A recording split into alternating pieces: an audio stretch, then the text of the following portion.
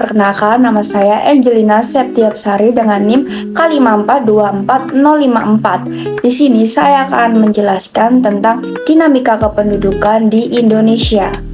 Pernahkah kamu bertanya mengapa setiap tahun jumlah penduduk di Indonesia semakin terus bertambah dan apa dampaknya bagi kehidupan di kita?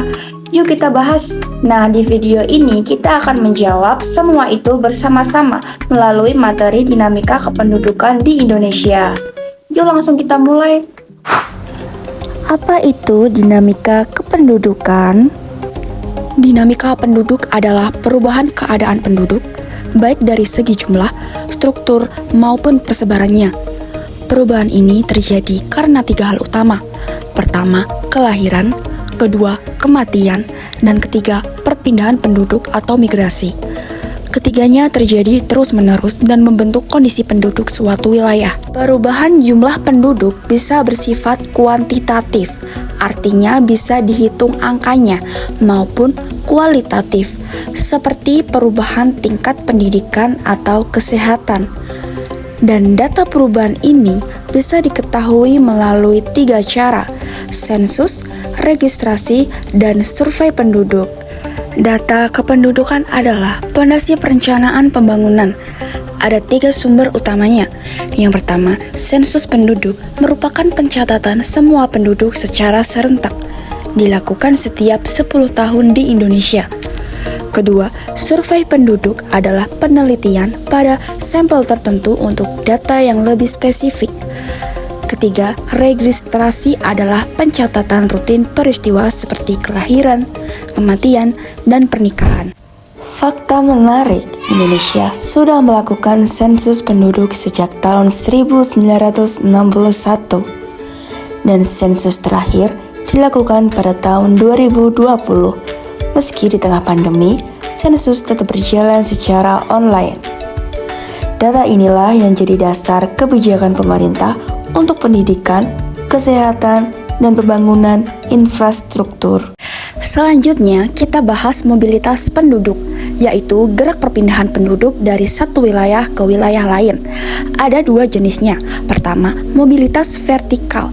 Ini bukan soal pindah tempat, tapi perubahan status sosial.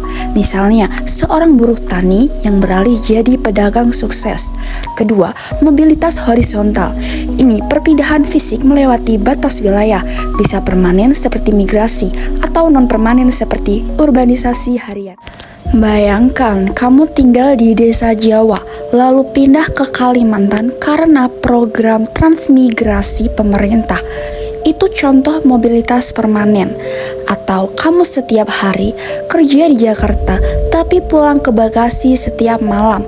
Itu disebut komutasi, bagian dari mobilitas non-permanen. Mobilitas penduduk ini sangat mencerminkan dinamika dan aktivitas masyarakat, serta berperan penting dalam modernisasi suatu negara.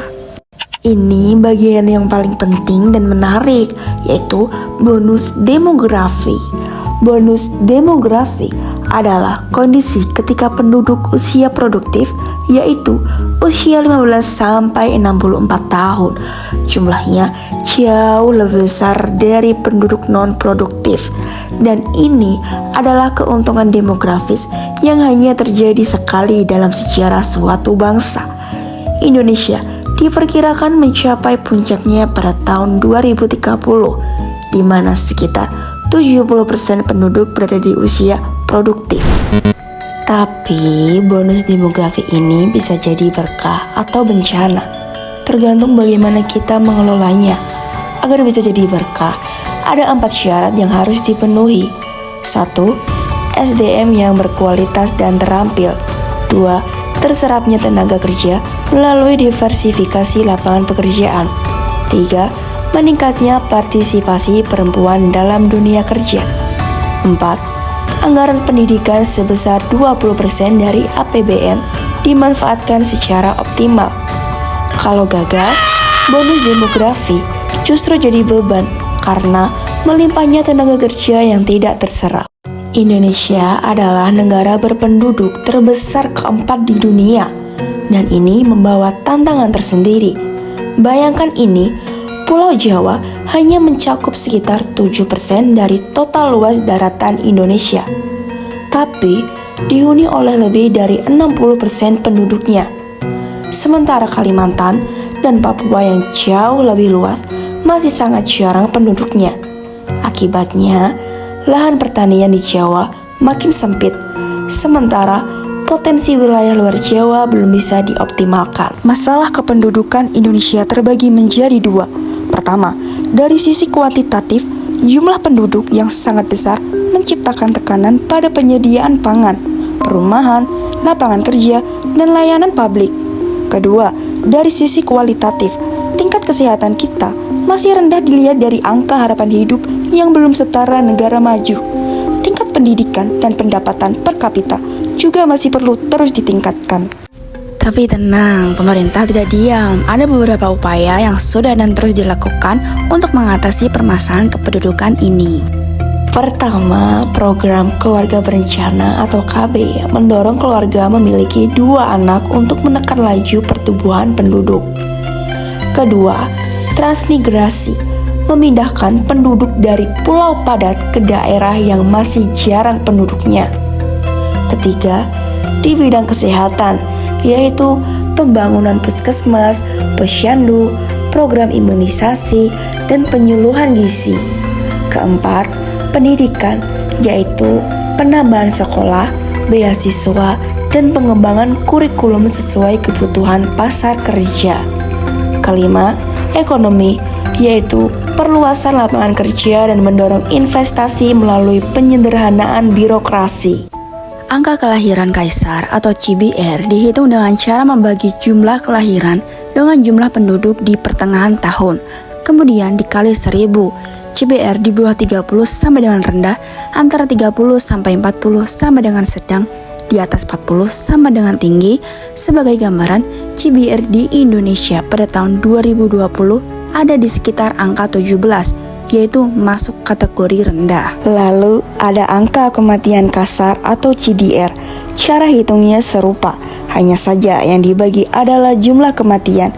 CDR di bawah 10 sama dengan rendah, 10 sampai 20 sama dengan sedang, dan di atas 20 sama dengan tinggi. Dan jangan lupa, komposisi penduduk bisa divisualisasikan lewat piramida penduduk. Faktor pertama adalah natalitas atau kelahiran. Setiap bayi yang lahir ke dunia akan menambah jumlah populasi manusia di suatu wilayah. Faktor kedua adalah mortalitas atau kematian. Berbanding terbalik dengan kelahiran, angka kematian akan mengurangi jumlah penduduk yang ada.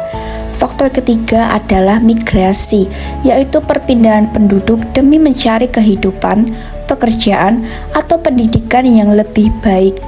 Perpaduan antara kelahiran, kematian, dan perpindahan inilah yang membentuk wajah dunia kita hari ini. Mari kita pelajari bagaimana dinamika ini memengaruhi masa depan kita. Nah, itu tadi merupakan materi yang sudah kita pelajari pada hari ini. Mulai dari pengertian dinamika penduduk, sumber datanya, mobilitas penduduk, bonus demografi yang luar biasa, permasalahan yang ada, upaya pemerintah, hingga cara menghitung data demografis.